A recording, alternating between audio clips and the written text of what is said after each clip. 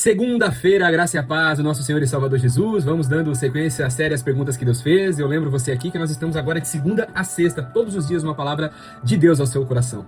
O texto base de hoje, nesta segunda-feira maravilhosa que Deus assim nos permitiu viver, está lá no capítulo 14 do Evangelho de Lucas, no seu versículo de número 1. Assim está escrito: Aconteceu que, ao entrar Jesus num sábado na casa de um dos principais fariseus para comer, eis que todos ali estavam observando. Ora, diante dele se achava um homem hidrópico. Então Jesus, dirigindo-se aos intérpretes da lei e aos fariseus, perguntou-lhes: É ou não é lícito curar no sábado? Eles, porém, nada disseram, e tomando-o, curou e o despediu naquele momento. Olha só que tremendo, irmãos. Jesus, ele entra na casa de um dos mestres da lei, os eruditos, aqueles mais entendedores de toda a escritura da lei e dos profetas, da lei mosaica, que fique dito isso para você aqui, que era o contexto que eles viviam ali. E Jesus Cristo, ao invés de curar primariamente aquele homem que estava enfermo, ele decide ministrar uma lição nos corações daqueles homens, permitindo a eles que pudessem virar a chave daquela estrutura de religiosidade que assim eles carregavam ao longo de 3, 4 mil anos, e se orgulhavam muito disso. Jesus observa aquele homem enfermo e, ao invés de curá-lo, ele faz uma pergunta dentro da casa daquele homem, daquele fariseu, daquele mestre da lei, e pergunta se era lícito ou ilícito Jesus curar no sábado. Eu e você sabemos que nos sábados, para os judeus, os ortodoxos, aqueles que vivem ainda através da Torá e tudo mais, não é lícito fazer nada a não ser somente adorar e glorificar o nome do Senhor.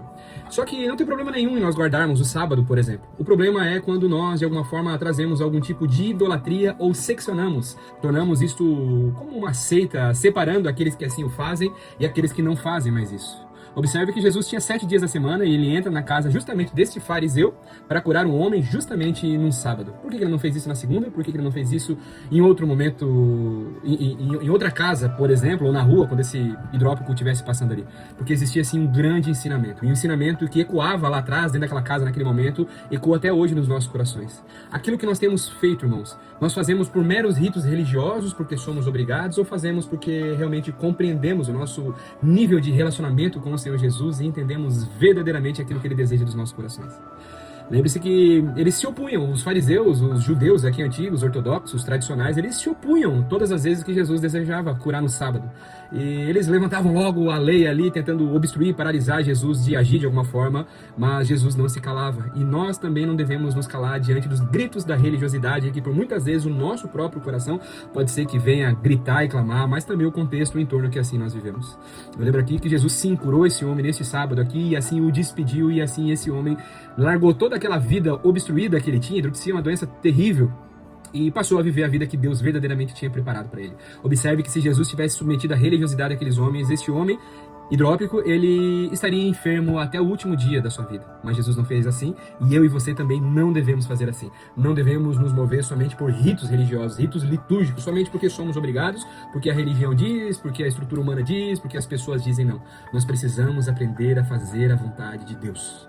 Esse é o ensinamento desta manhã, que ele ecoe nos nossos corações ao longo dessa semana. Vamos orar?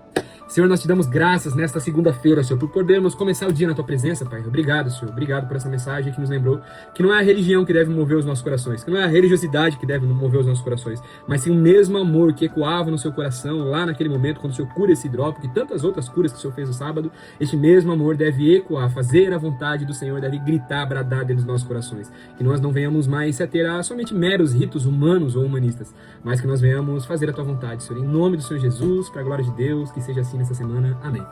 Deus abençoe poderosamente a sua vida, sua casa, seus sonhos, seus planos. Meu intercessor tá acordado, rapaz, tá meio acordado, meio dormindo. Meu grude, me acompanha em todos os lugares. Deus abençoe sua vida.